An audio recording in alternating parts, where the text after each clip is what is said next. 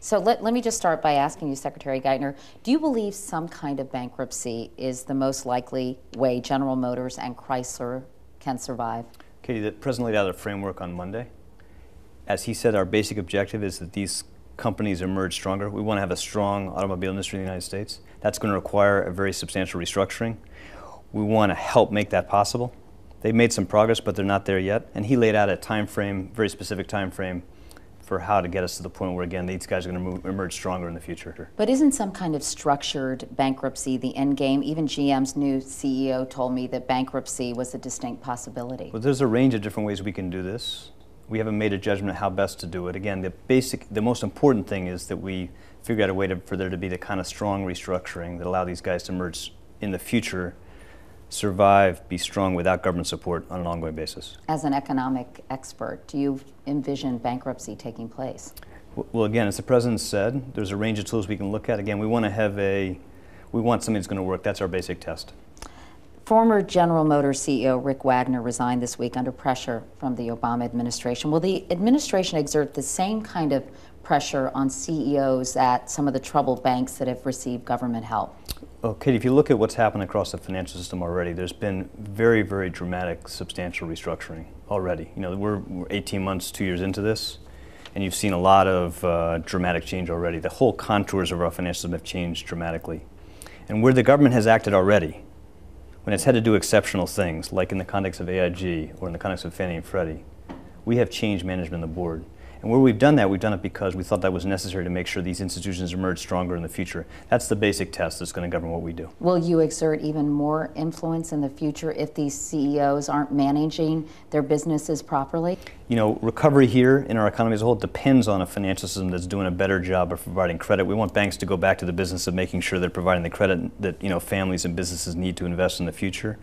And we have to provide assistance to make that possible. Again, we're going to make sure we do that on conditions to protect the taxpayer, provide the kind of accountability that the American people want. And again, the test should be what's going to make these institutions stronger. So you leave the option open to actually pressure a bank CEO to resign? Of course, of course.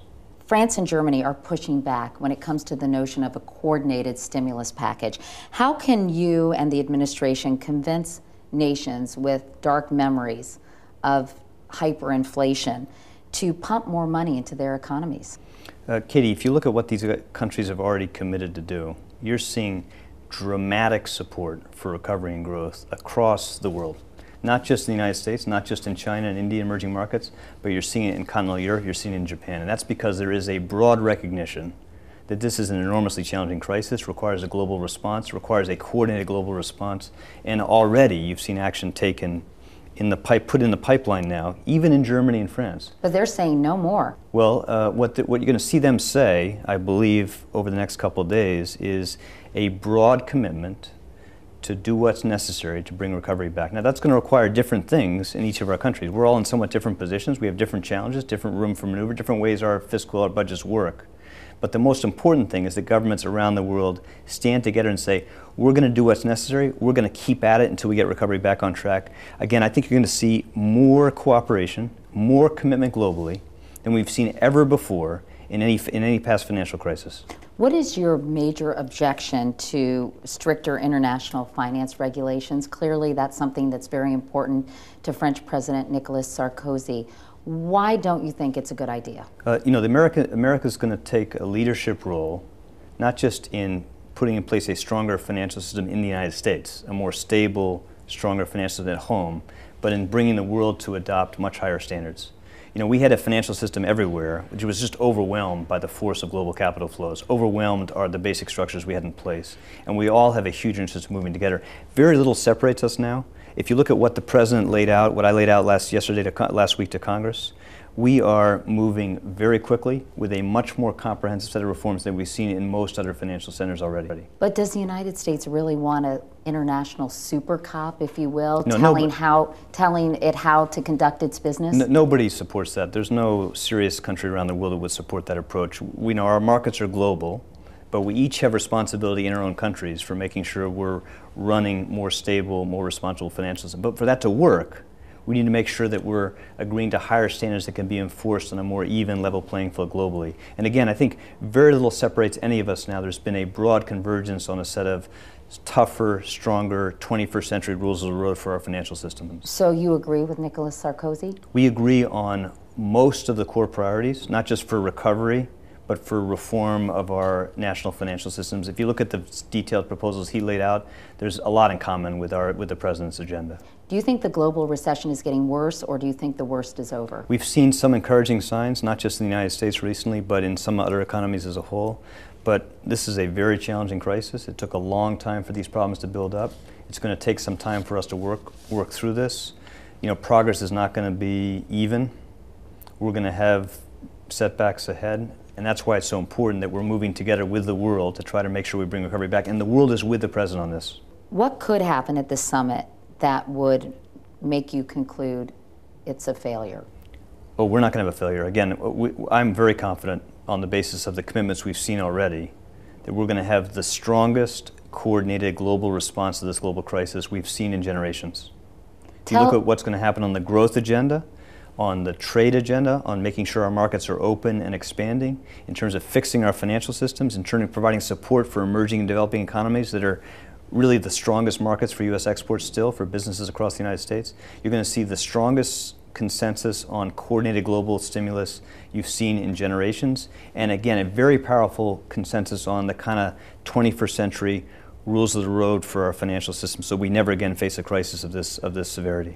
Mr. Secretary, a congressional investigator told a Senate committee yesterday that the Treasury Department still has no mechanism for tracking how banks have spent billions of dollars in TARP money, and that much of that, or some of that, could have been lost to fraud. How can this be? We are moving very quickly, Katie, to make sure we have in place strong transparency, strong conditions on this assistance, stronger tracking mechanisms, and we're committed to the strongest possible oversight, not just by the Congressional Oversight Panel, but by the Treasury Inspector Generals, by the GAO, and they are going to look very carefully at everything we do, and we'll look carefully at all their recommendations, and where they propose things that will make our program stronger, we will adopt them. But look at what we've accomplished. We've been in office for 2 months.